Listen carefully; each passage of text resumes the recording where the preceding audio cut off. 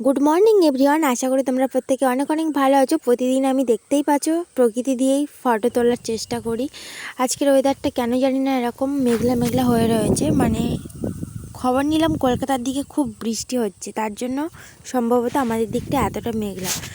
তো কোনো রোদই ওঠেনি, আর এই রোদ ওঠেনি তাও দেখে অনেক কাজ বাজ ছেড়ে নিয়েছি, জানি না এগুলো শুকনো হবে কিনা। অনেক জিনিসপত্র ধুয়ে দিয়েছি, আর এখন কিন্তু বেলা 7:30টাই বাজে, আর আমি উঠে গেছি 6টার দিকটায়। এখন তো গরম পড়ে গেছে, তার জন্য ঘুমটাও ঠিকঠাক হয় না, সকাল হলেই যেন ঘুমটা ভেঙেই যায়। শীতকালে যা হোক 7টা 8টা পর্যন্ত ঘুমাচ্ছিলাম, মানে ব্ল্যাঙ্কেটের তলায় গরম পেয়ে পেয়ে, আর এখন তো একদম পারি না। ঠিক আছে, তো যাই হোক, অনেক জিনিসপত্র ধুয়ে দিয়েছি। আর এখানে দেখো মোটর চালানো চলছে, মানে ধান বাগানে জল দিচ্ছে আর কি, আমাদের বাড়ির উপরেই দেওয়া রয়েছে। ওই যে লোকটা দিয়ে গেছে, দাদাও বলতে পারো বা কাকু।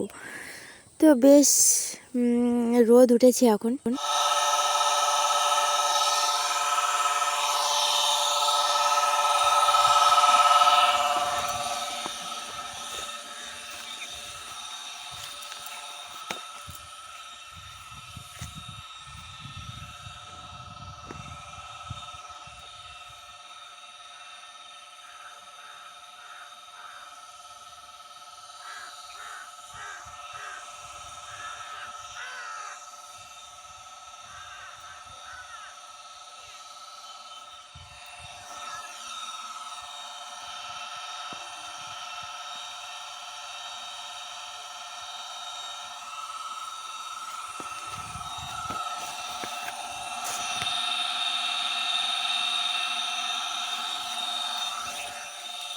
দেখতেই পাচ্ছ জল দেওয়া চলছে। তারপরে এদিকটাতে দেখো অনেক জিনিসপত্র মেলে দিয়েছি, চাদরগুলো সব ধুয়ে দিয়েছি, শীতের জিনিসপত্র সব কিছু তো নোংরাই ছিল, আর কতদিন বা এইভাবে রাখবো, তাই না।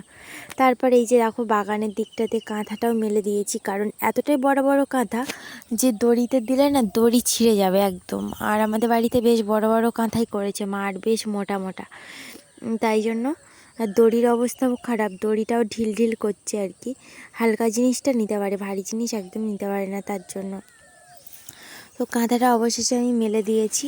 আর আজকের এই যে 3টে কাঁথা ধুয়ে দিলাম, বাড়িতেও একটা রয়েছে, ব্ল্যাঙ্কেটটাও ধুয়ে দিয়েছি, আর কালকেরও দিতে হবে কয়েকটা।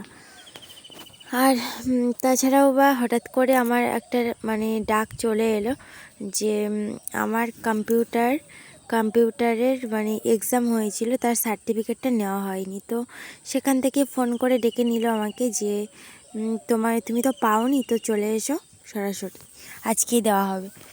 তো আমি তোমাদের সার্টিফিকেটটা পরে শেয়ার করে দেবো, আজকে না দিতে পারলেও। কেমন কি নাম্বার এসেছে সব কিছু, ঠিক আছে। তো আমি এখন কিন্তু গাড়িতে আর চলে যাচ্ছি টোটোতে উঠেই, আর গাড়িতে খুব বেশি প্যাসেঞ্জার নেই, তার জন্য বেশ মানে একটু ধকল যাচ্ছিল। আমাদের রাস্তাটাও তো খুব খারাপ, মানে আগে ভালো ছিল নতুন নতুন, কিন্তু পরপর সব ঢালাইগুলো ভেঙে যাওয়ার কারণে একটু অসুবিধা হয়। তবুও চলে যাচ্ছি। এখন দুপুর কিন্তু 2:30টাই বাজে, আর বাইরে এখন ভীষণ রোদ, তাও ছাতাটাও নিয়ে আসতে ভুলে গেছি আমি, ঠিক আছে। যাই হোক, এই যে দেখো মাঠের চারদিক থেকেই চলে যাচ্ছি, আর দুপাশে রাস্তার দুপাশে সবুজ সবুজ ধান ক্ষেত দেখেও মনটা জাস্ট ভরে যায়। তো তোমরাও কেমন ভালোবাসো কমেন্ট করে জানাও। তো তোমরা দেখতে থাকো ভিডিওটা।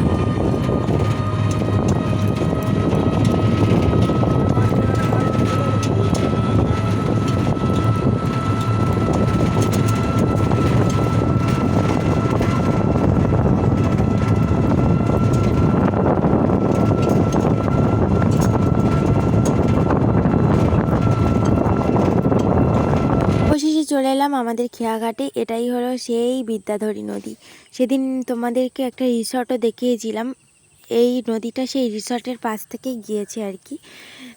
তো তারপরে খেয়াটা চলে এসেছে এখন, আর চারদিকটায় ট্যুরিস্ট বোট এখনও ট্যুর করছে, গরম পড়ে গেছে তবুও ট্যুর। এখন খুব একটা মানে পশু পাখি দেখা যায় না, তবুও সবাই ট্যুর করে, কারণ নদীর একটা প্রকৃতিই আলাদা। সত্যি এখানে আসলেই সত্যি মনটা অন্যরকমই হয়ে যায়। মানে যতই জীবনে ঝড়ঝাপটা আসুক না কেন, একটু প্রকৃতি দেখলে কিন্তু সত্যিই ভালো লাগে। আর তো এবার খেয়াতে উঠবো আর তারপরে সোজা বাড়ি চলে এলাম। সন্ধ্যাবেলা এসে আমি রান্নাটা করে নিয়েছি বন্ধুরা, মানে আর পারছিলই না, মানে এতটাই টায়ার্ড ছিলাম। এই যে দুপুরে একটু কলা ভাজার তরকারি ছিল, আর দিয়ে আজকের খাওয়া দাওয়াটা শেষ করব।